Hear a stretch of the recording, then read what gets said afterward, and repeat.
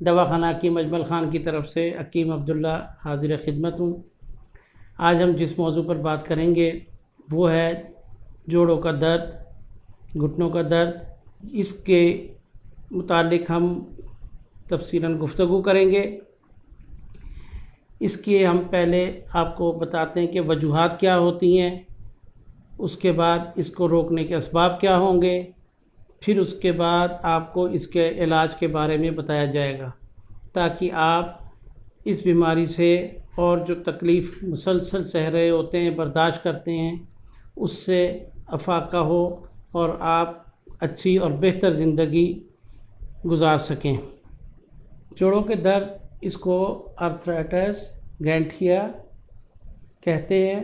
یہ تمام جتنے بھی نام ہیں یہ ایک ہی تک بیماری کے بھی نام ہیں جو جوڑوں کا درد کہلاتی ہے حرف عام میں۔ تو عموماً جو ہے اس کی بہت سے لوگ پریشان ہوتے ہیں، تو یہ جوڑوں کا درد ہی کہلاتا ہے، وہ بڑے جوائنٹس ہوں یا چھوٹے جوائنٹس ہوں، چھوٹے جوڑ ہوں بڑے جوڑ ہوں، اس میں ہوتا ہے۔ تو اس طرح سے اس کو ہم تشبیہ دیتے ہیں اور واضح کرتے ہیں کہ یہ درد کون سا ہے، کس طرح سے ہے۔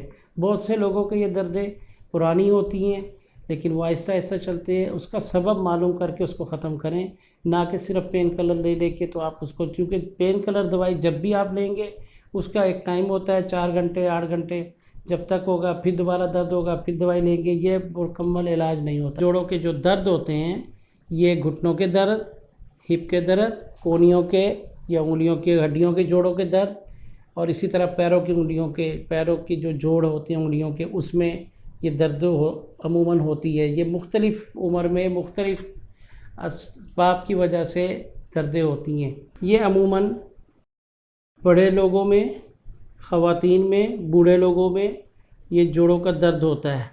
درد جو ہے یہ اصل میں احساس ہوتا ہے کہ یہ تکلیف ہو رہی ہے۔ اصل میں جوائنٹس میں جب سوجن ہو جاتی ہے، سویلنگ ہونی شروع ہو جاتی ہے، اس کی وجہ سے وہ درد محسوس ہوتا ہے۔ عام طور پر یہ 35-40 سال کی عمر سے شروع ہو جاتا ہے، لیکن اس وقت چونکہ جسم میں قوت ہوتی ہے اور آدمی جوانی کے اس میں ہوتا ہے، تو اس میں یہ ہوتا ہے کہ وہ یہ کوئی نہ کوئی پین کلر یا کوئی ایسی دوائی لے کے اپنا گزارا کر رہا ہوتا ہے، مستقل اس کا علاج نہیں کرتے۔ اس کا مستقل علاج اگر وہیں پہ کر لیا جائے تو یہ تکلیف بڑھتی نہیں ہے۔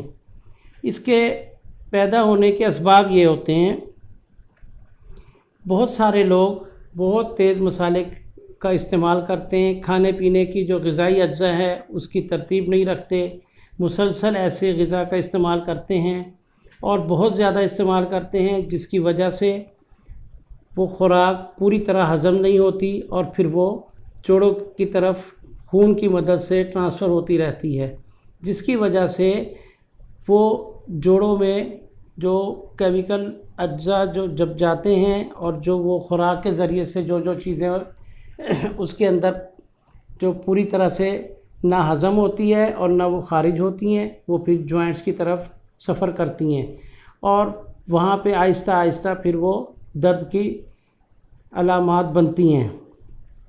اس کے لیے بہتر یہ ہے سب سے پہلے کہ آپ اپنی خوراک کا ایک شیڈول بنائیں اور متوازن خوراک کا استعمال کریں، اور کوشش کریں جب بھی خوراک کا استعمال کریں تو بھوک رکھ کے کھائیں، کھانا پوری طرح سے ہضم کریں اور فالتو کھانا نہ کھائیں۔ بعض دفعہ یہ خوراک جو کہ ہم کھاتے ہیں اور معدے میں جانے کے بعد پوری طرح ہضم نہیں ہوتی، اس کی وجہ سے یہ علامات اور یہ بیماریاں شروع ہوتی ہیں۔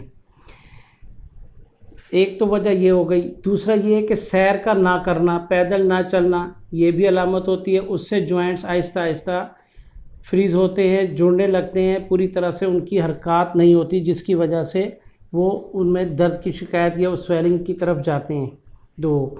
نمبر 3، کوئی ایکسیڈنٹل کیس ہو جاتا ہے، کوئی چوٹ لگ جاتی ہے جس کی وجہ سے ہڈیوں کے جوڑ میں تکلیف ہوتی ہے، یہ سویلنگ ہو جاتی ہے، اس سے درد ہوتی ہے۔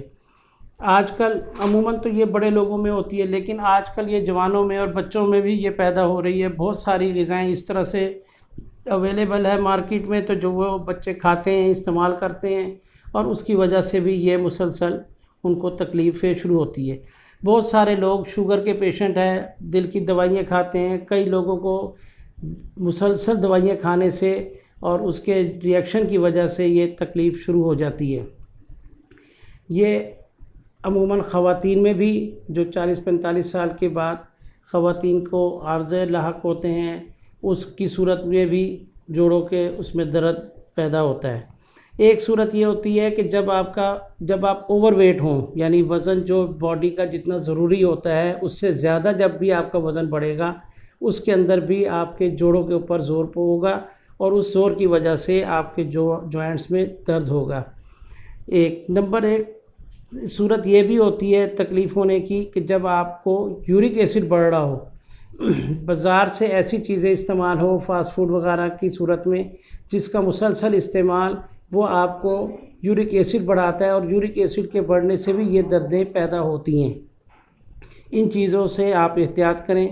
یہ تو ہو گئی تمام جن وجوہات کی وجہ سے یہ ہو رہی ہیں۔ میں آپ کو بتاتا ہوں کہ آپ اپنی خوراک کو نارمل کریں، اپنی زندگی میں اپنے آپ لائف سٹائل اچھا کریں، پیدل واک کرنے کی کوشش کریں جتنا بھی آرام سے پیدل چلا جائے، ایک دم بہت زیادہ تیزی سے دوڑنا نہیں ہے، آرام سے چلیں، واک شروع کریں، جوائنٹس آہستہ آہستہ اپنی جگہ پہ نارمل ہوتے چلے جائیں گے، اس سے آپ کو خود بہتری ہوگی۔ اس کے علاوہ دوائیوں کا استعمال ہے، جو اسباب پیدا ہو رہے ہیں ان اسباب کو ختم کریں، ان اسباب کی وجہ سے جو تکلیف ہو رہی ہے وہ آپ کو ختم ہو۔ اس کے لیے آپ معالج سے رابطہ کریں اور معالج سے مشورہ کریں تاکہ آپ کو اس تکلیف سے نجات پا سکیں۔ اس میں دواخانہ حکیم اجمل خان کی طرف سے بہت ساری دوائیاں بھی تیار موجود ہیں اور نسخہ جات بھی وہ ترتیب سے بتا دیتے ہیں۔ بہت ساری جو دوائیاں ہیں جو استعمال کی جا سکتی ہے، اس میں حب اسکند ہے، حب سرنجان ہے، معجون سرنجان ہے، یہ استعمال کریں جوڑوں کے درد میں، اس کا فائدہ ہوتا ہے۔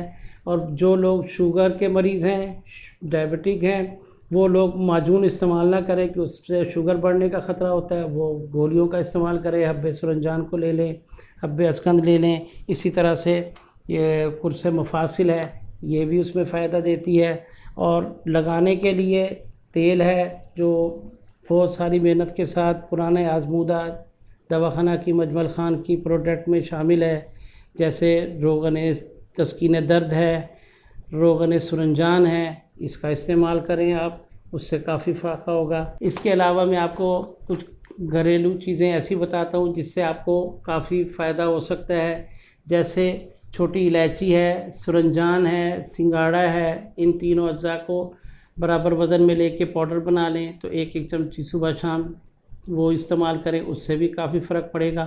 عموماً یہ درد کیلشیم کی کمی سے اور وٹامن ڈی کی کمی سے بھی ہوتی ہے، اور یہ سنگاڑا میں، اسکن میں اور الائچی وغیرہ میں یہ آپ کو اس کی بھرپور مقدار ملتی ہے، آپ اس کو استعمال کریں، اس سے بھی فائدہ ہوگا۔